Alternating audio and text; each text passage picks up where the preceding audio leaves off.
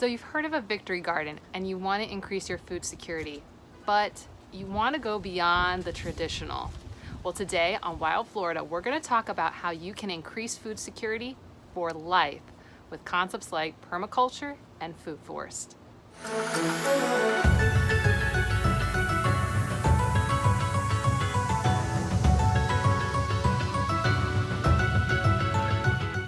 Hi, I'm Jacqueline, the Wild Floridian, and welcome to episode 7 of the 9-part series where we go from a lawn to a victory garden in a snap. Victory gardens are all about increasing your food security, decreasing your cost in a time of crisis. If this is your first time joining us and you want to start from the beginning, go ahead and click on this card right here, or you can wait till the end of the episode and a card will appear in one of these 4 corners. Okay, let's get into it.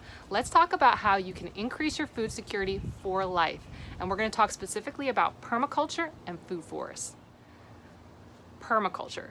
Permaculture really is 2 words combined together. It's permanent agriculture. And more recently, they've updated it to mean permanent culture. But really the idea is a self-sustaining system. And why is that important? Well, let's think back to what we're used to thinking of when we think agriculture, farming, and victory gardens. So traditional agriculture, farming, and victory gardens really come from a concept that's more traditionally European, where we clear the ground, right? We get rid of any trees, shrubs, weeds, lawns, whatever it is, and we completely clear the land, right?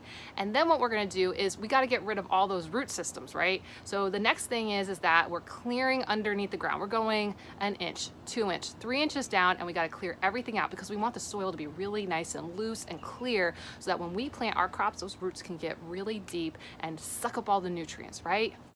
And then what we're gonna do is then we're gonna probably amend our soil, right? We're gonna maybe put down, if we're a little bit more advanced, we're gonna put down some sort of like fertilizer, and maybe we'll throw down some pesticides as a preemptive strike against what's gonna eat our crops. And then we're gonna go and sow our seeds. That just means plant them. And after we've done all that, well, now it's all about just maintaining, pruning, keeping them good until we're ready to harvest. And then once we harvest, chop that all down and do that whole thing again, right?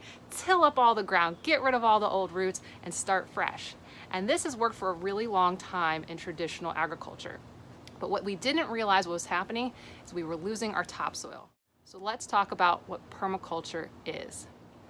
Permaculture, or perma-agriculture, or permanent culture also includes regenerative farming. It has a whole bunch of different systems, architectures, processes. It can get really complicated. Actually, people take whole courses and get trained in permaculture. So I'm not gonna take you all the way in. I'm just gonna keep it really light, just so you can understand the ideas. But the traditional and the high level concept of it is that you're trying to create a self-sustaining system.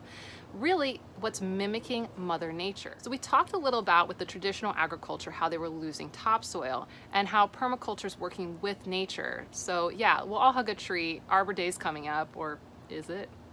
When is Arbor Day? I know, you probably have to Google that.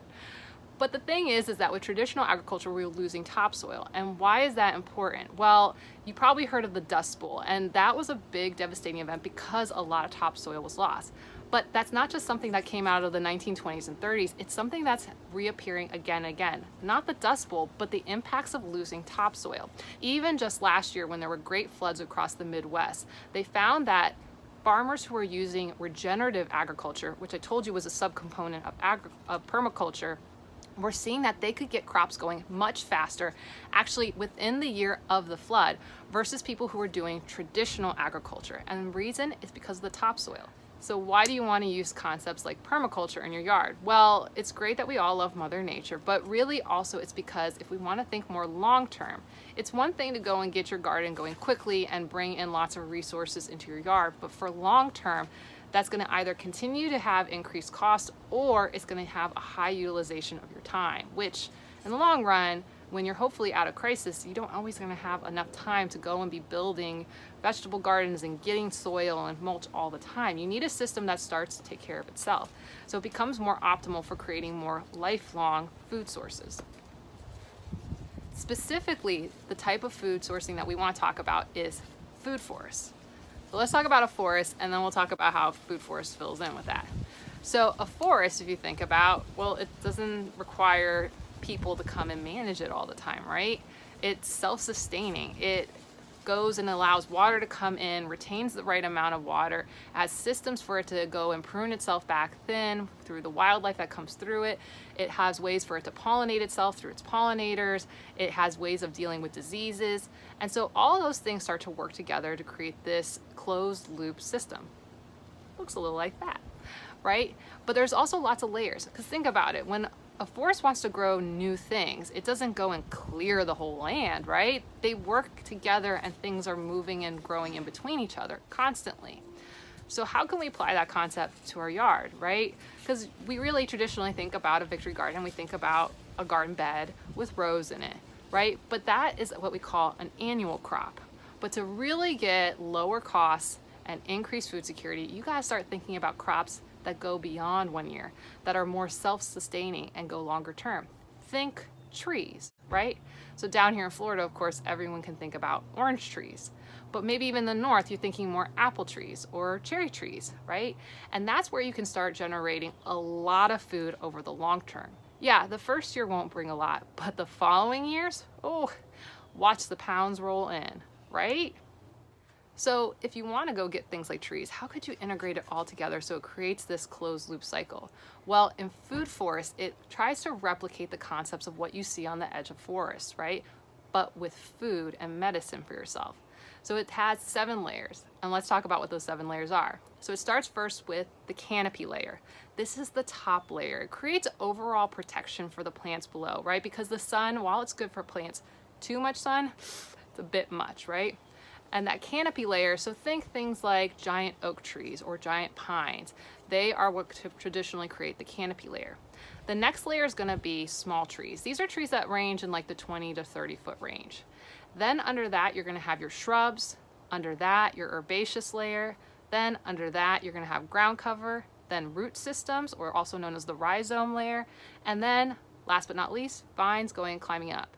So let's take that concept and now apply it to food. So think about with a canopy for us, like a tamarind tree or mangoes, or what about you guys up north? Walnuts, right? And you can get these large trees. And the next layer could be things like oranges down here or mulberries, or you could do something like apple trees or cherry trees, right? Some of those 20 to 30 foot range.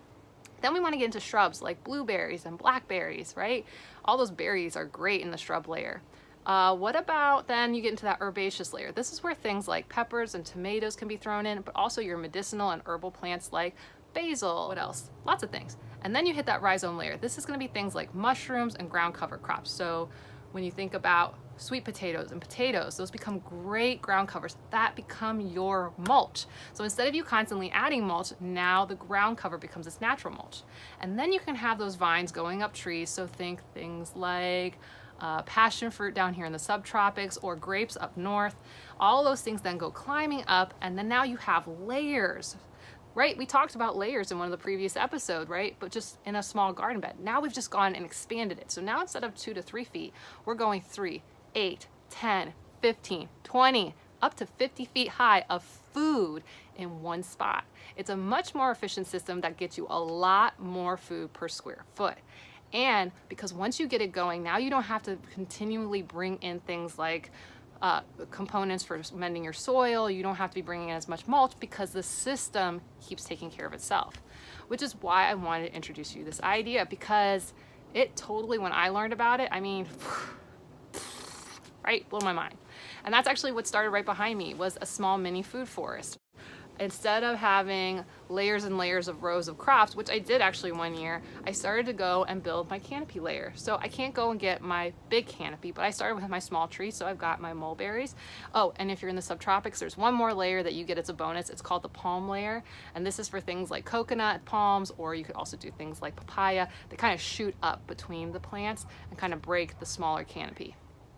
So yeah, I have my ever-bearing mulberries, I've got my bananas, and as they get taller, I will start to fill in crops lower below in the future years. So I'm gonna be able to create even more food security for my family in the long run. So you're probably thinking like, hey, that may work for you down in the subtropics, and I know you listed a couple temperate plants, but it's not gonna work for me. Maybe because you live in the north and you think, well, all the plants die back. But hey, aren't there great forests over in the Midwest and the north? Or maybe you're thinking, no, I'm down in Arizona or I'm down in Southern California. It's too arid, it's a desert, it's not gonna work here. Well, actually, some of the pioneers of this are like Jeff Lawton. I know the algorithm's gonna say like, why are you sending people away from your channel, Jacqueline? Don't do it. But because I wanna make sure you know how to do this, Jeff Lawton has been doing two big projects, one down in Australia with one of his farms where they are greening some of the back areas that are pretty arid in Australia. And the other one, which I think is absolutely amazing, is in the deserts of Jordan. He is literally greening the deserts. It is so cool. And I will put links down below and I'll try to throw up a card up above. But it is amazing how they are taking completely desert and switching it into land that is producing food for people and helping improve their food security. So I definitely recommend you check that out so that you can be inspired that like, yes, you can. Yes, you can. You can do this. But do you need acres and acres of land? Well, I don't have acres and acres of land. And actually, this is a pretty small space that I've already got one started. So you don't really need a large space. What you do need is continue to need sunlight, access to water, and it's gonna take a few years to get your system going. But if you start right now, when you're starting your victory garden beds, this is a great time to go get a few trees that are gonna get you like those big canopies. And at most, you should be spending $25 to $35 per tree. Get them small. I know it can be tempting to go get the trees that are much bigger, but one, they tend not to do as well, and two, they're way more expensive, right? Don't spend hundreds of dollars, $25 to $50. And the only reason you should be spending $50 is because it's like a rarer plant. And to increase your food security even more, the way that you're gonna be the most successful with things like food forests and even just your victory garden goes beyond things like spacing and pruning. It really also has to be, you have to understand your climate, your soil. The more you understand about it, the better your yields are gonna be. Because the more you're trying to force something to work in your soil and in your climate, the harder it's gonna be to make it live. And the more resources it's gonna take, the more time it's gonna take, and you're gonna constantly have to be bringing things in to make it work. So understanding your soil and your climate is gonna help you bring the best type of yields, right? So if you live in Maine, look for those temperate climate plants. If you live down here in the subtropics, right, bananas and mulberries and tomatoes love being down here. But things like lettuce, I mean, we can make them work, but I'm always having to work harder at them. And one of the other ways that you can find breeds that work well, yes, I talk about using food scraps, but finding local farmers who grow something, they have then breeds that already are acclimated to your area. So even if you live out west and you're in some of those more arid areas, think about things that work in arid environments, right? Think about things like date palm. Think about things that are gonna work in your environment instead of fighting your environment. And that will give you much better yields and be easier to grow. So now I hope you're inspired to go beyond the traditional victory garden beds, right? And those four walls and what people think a victory garden should look like. Because at the end of the day, it's all about increasing food security, reducing costs in a time of crisis. It is not about having some picture perfect that looks like a poster from World War II. That's not what it's about. So remember, keep those always in your mind as you're going and designing what you're gonna go and plant in your yard.